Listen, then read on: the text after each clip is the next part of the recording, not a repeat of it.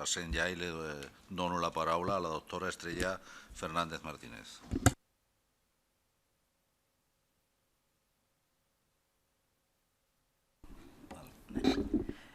He querido traer aquí al Parlamento de Cataluña nuestra experiencia con los pacientes que han sido afectados por los traumatismos por bola de goma aquí en Cataluña. Yo tengo recogidos 4 casos de los 7 pacientes, las 7 personas que desgraciadamente han perdido el globo ocular por el acto de estos proyectiles de alta energía. Como introducción, comentar que no hay publicaciones en España que evalúen el daño provocado por pelotas de goma a nivel ocular. Las características del proyectil, imagino que ya son conocidas por todos ustedes, son pelotas de caucho macizo que tienen un peso de 85 gramos, un diámetro de 54 milímetros, estos son 5 centímetros de diámetro, y que alcanzan una velocidad altísima de 720 kilómetros por hora. Con esta masa, el impacto provoca unos daños muy importantes, unas lesiones muy graves, como veremos a continuación. Este estudio que presento lo presentamos en el Congreso de la Sociedad Española de Cirugía Plástica Ocular y Orbitaria. Yo soy oftalmóloga especializada en el campo de la órbita, en la reconstrucción de los tejidos perioculares, así como de la reconstrucción de los tejidos orbitarios y del propio globo ocular. No solo vemos pacientes por bolas de goma, puede haber otros traumatismos que afecten al globo ocular y que precisen reconstrucción. Como he comentado, nosotros en el Hospital Clínic recogimos 4 casos de estos pacientes que fueron afectados por estallido de globo ocular por impacto de pelota de goma entre el 2009 y el 2012. Y nuestro trabajo se basa fundamentalmente en describir las lesiones al ingreso, el abordaje terapéutico que precisaron estos pacientes y la evolución de los casos. La edad de los pacientes sigue el rango de 24 a 30 años. Todos los casos presentaron estallido ocular con amplias heridas esclerales y gran pérdida de contenido intraocular en el momento de la recepción en urgencias. Y 3 casos asociaban extensas heridas a nivel de los párpados y también fracturas orbitarias.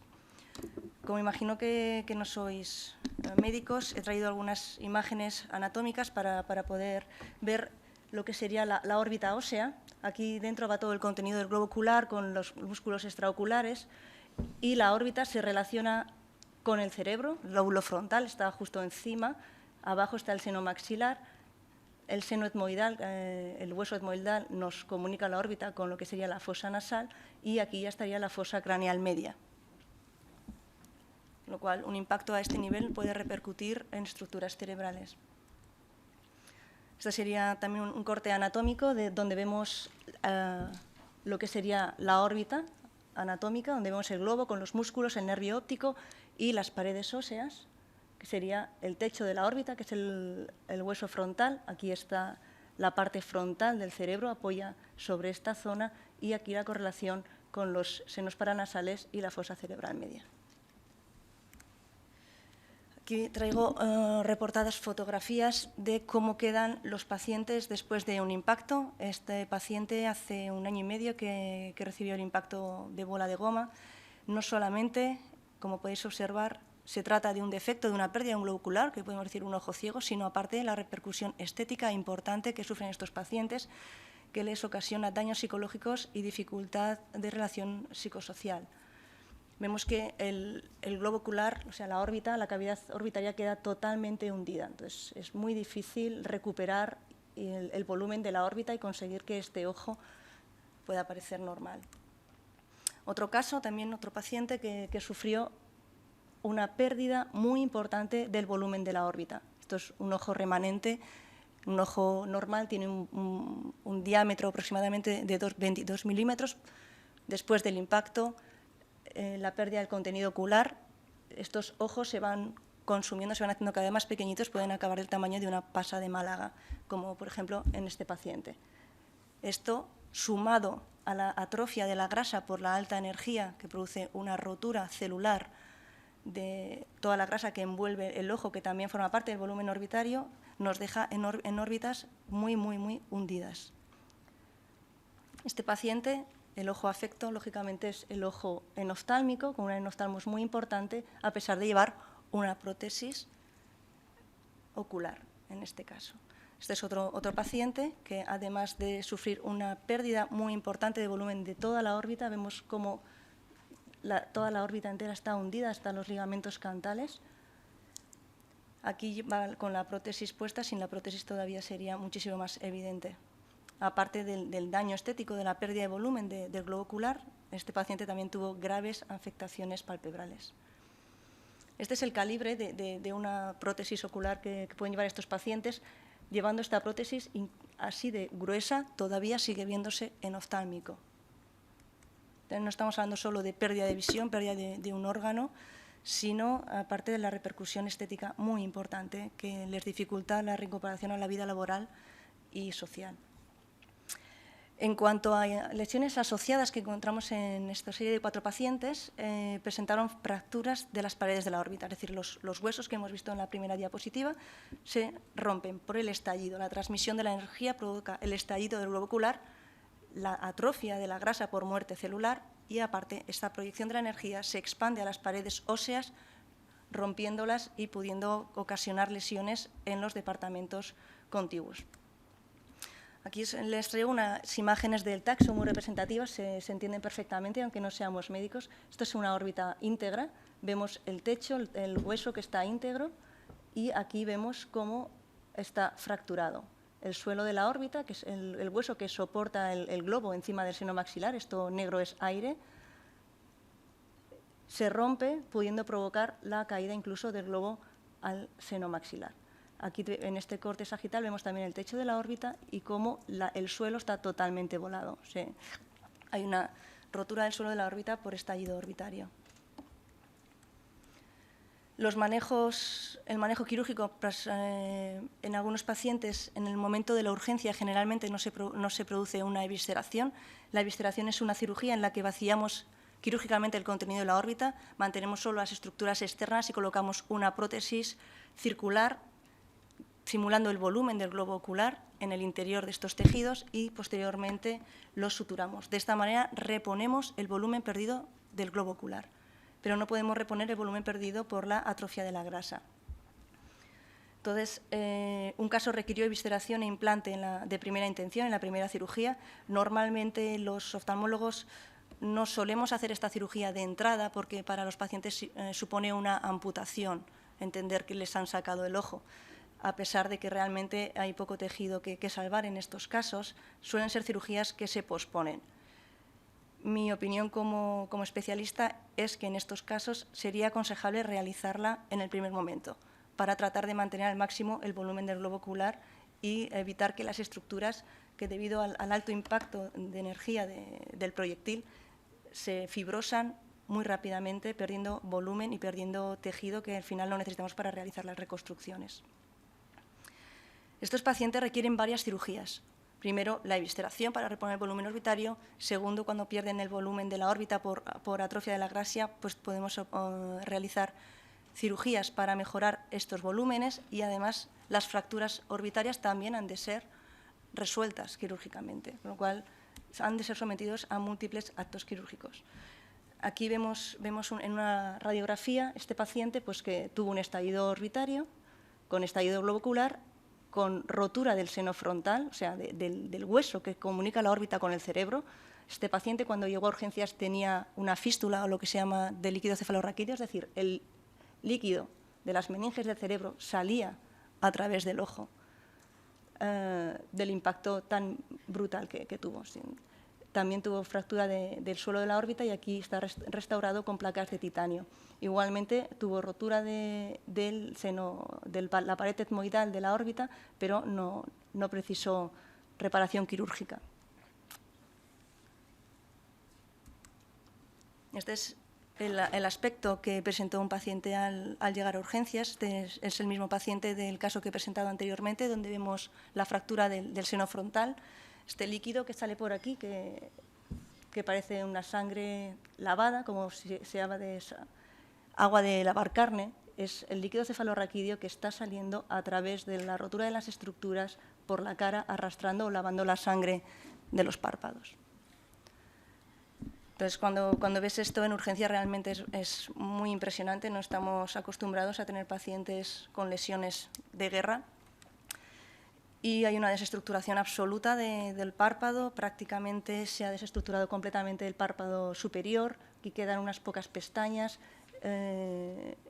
quirúrgicamente es muy difícil de abordar, tratar de encontrar qué tejido pertenece a qué zona. Aquí vemos grasa, en la piel no hay grasa, es debido a la alta energía, la textura de estos párpados en el momento de acceso a urgencias es como intentar dar puntos en un flan de huevo. O sea, realmente estaba totalmente desestructurado los tejidos. Este paciente en el TAC, es lo que hemos comentado, tiene una fractura muy importante del techo de la órbita que comunicaba el lóbulo frontal cerebral con el espacio orbitario y por aquí pasaba el líquido que iba saliendo. Además, tiene completamente roto también el suelo de la órbita. ¿Veis? Aquí vemos perfectamente la línea ósea y aquí una ausencia absoluta del suelo de la órbita y también de la lámina etmoidal, que aquí se ve perfecta y aquí está desestructurada. O sea, este paciente sufrió un estallido orbitario completo, se rompieron todas las paredes de la órbita. El impacto del hueso del techo de la órbita sobre el cerebro ocasionó esta lesión que tenemos aquí, que es un edema cerebral. Igual que fue un edema cerebral, tuvo suerte, podría haber sido una hemorragia y no tener tanta suerte. Con lo cual, son lesiones muy graves, con un potencial importante letal. Que es una imagen quirúrgica del abordaje para reparar el techo de la órbita, que lo que hemos hecho ha sido abrir todo el cuero cabelludo por la zona por encima de la calota, disecar óseamente hasta llegar a la órbita. Colocar aquí la malla de titanio, recolocar el fragmento óseo para mantener aislado lo que es el cráneo o el cerebro de la órbita. Este es el aspecto del globo ocular intraoperatoriamente, antes de comentar la cirugía. Se ve completamente roto, estallado y vacío. A los 2 meses de la reparación quirúrgica, este es el aspecto de los párpados. Bastante bueno para considerar cómo llegó, pero realmente son unos párpados muy fibrosos, con poco movimiento y muy antiestéticos. Este paciente, como hemos comentado anteriormente, el impacto de alta energía lo que provoca sobre las células grasas, aquí lleva una prótesis interna de 22 milímetros. O sea, lleva una esfera y a pesar de llevar una esfera de 22 milímetros, podemos observar que en oftalmos qué profundidad orbitaria tiene. Brutal. ¿Por qué? Porque debido al impacto de tan alta velocidad, produce un estallido y una rotura de las glándulas, de las células grasas de la órbita. La grasa que forma parte del contenido orbitario desaparece y entonces nos queda un ojo de estas características. A este paciente le propusimos restaurar con grasa autóloga, con grasa obtenida del propio paciente, el volumen orbitario. Este es su ojo, ¿veis? Se ve como los espacios de la grasa. Esta es una órbita normal, el ojo sano, digamos. Esta es la otra órbita donde vemos como la importante volumen de grasa que ha perdido el paciente. Y este es el ojo sano y esta es la prótesis, una vez ya colocada. Pero a pesar de llevar la prótesis, vemos cómo la proyección que provoca el globo ocular en la órbita, en el ojo sano y el ojo afecto, es de unos 5 o 6 milímetros de diferencia, cual es muy, muy antiestético a nivel facial. Esto es la imagen inmediatamente posoperatoria, después de haber rellenado la órbita con grasa autóloga. También hicimos lipoestructura del párpado superior para mejorar el aspecto cutáneo y disminuir la retracción de las cicatrices. Y este sería el aspecto después de la lipoestructura orbitaria y de la reconstrucción final de los párpados. O sea, es un aspecto estético muy bueno comparado con lo que teníamos, pero lógicamente este paciente siempre se notará que ha tenido un accidente importante a nivel orbitario. Como conclusión es comentar que es un traumatismo de alta energía, catalogada como de baja letalidad, curiosamente, desde mi punto de vista, desde el punto de vista médico, viendo cómo quedan estos pacientes no lo puedo considerar de baja letalidad, porque incluso puede ocasionar la muerte. Provoca un daño severo de estructuras oculares y perioculares, que en ocasiones es muy difícil de restaurar a nivel quirúrgico. Hay que considerar también que tiene un alto impacto a nivel económico, porque es una población joven, laboralmente activa, que muchas veces pues, se ven obligados a dejar su actividad laboral durante largos periodos de tiempo, incluso años. Estos pacientes pueden acabar con graves secuelas psicológicas. De los pacientes que yo he conocido, 2 realmente están para tratamiento psicológico psiquiátrico debido al impacto emocional que les ha supuesto esta agresión. Y en nuestra experiencia estos factores se deben tener en consideración, especialmente por los políticos. Por eso estamos aquí en el Parlamento de Cataluña, para valorar su necesidad en nuestra democracia, y utilizar estas armas como método disuasivo por las fuerzas de seguridad para mí no es un arma de baja letalidad, en base a lo que les he presentado. No se encuentra bibliografía a nivel estatal. Nosotros estamos tratando de recopilar los 7 pacientes que han sufrido este daño para poder emitir una publicación que sirva también de base a nuestra experiencia, pero sí que en la literatura podemos encontrar artículos que hacen referencia a estas lesiones.